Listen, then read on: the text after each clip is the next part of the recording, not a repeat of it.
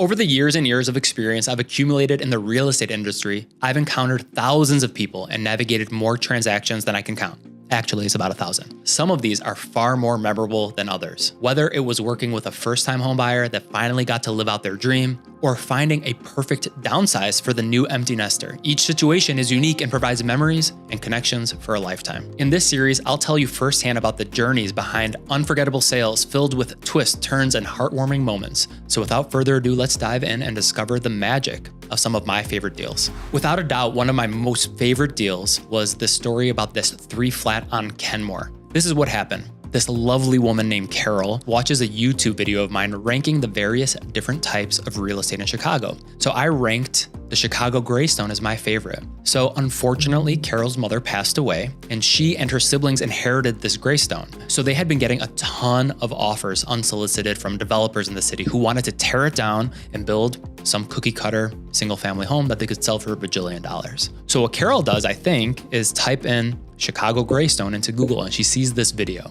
So she writes an email, which was very well thought out, explaining her situation. So we get on the phone and she explains how she and her entire family have lived in this house for 95 years. So I think it was her grandmother, then her mother, and then she and her 4 siblings all lived in the house. There was actually one of the kids was still living there. So we walk in, me and David Fields and Joey Turano. And the first thing they say is, we've gotten so many offers from these developers for 1.1 million. So we of course came armed with a lot of data. We don't know what the house looks like, but we come in with a lot of data and we're like, well, that seems, extremely light, but we weren't entirely sure. So we get a tour of this place and it has all of these, beautiful original details.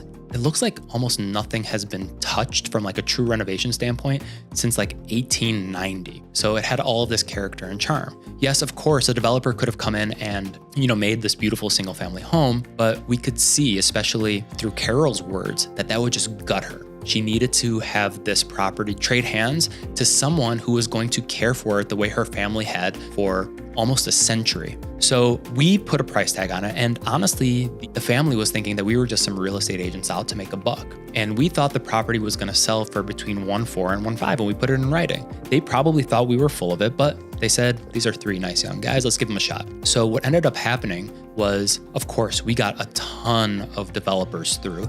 And, right off the bat, we started getting some offers for 1.2, which is great, right? They made an extra 100 grand, but after our commissions, they kind of net out even. So we stay the course. We, go on month 2, month 3, and then we get a little interest rate drop. And then all of a sudden, we have young couples who are thinking about converting it into a single family and keeping the original structure. You have some investors who want to keep the existing structure and renovate each of the individual units. But what ends up happening is we get 3 incredibly competitive offers. You want to talk about bidding war? This was a bidding war. We eventually got them close to $1.5 million, about 400 grand more than they would have gotten. And we're still extremely excited that this beautiful Chicago Greystone is going to pass into the hands of someone who is going to preserve its rich history and hopefully hand it to their next in line. And that was for sure one of my favorite deals of all time.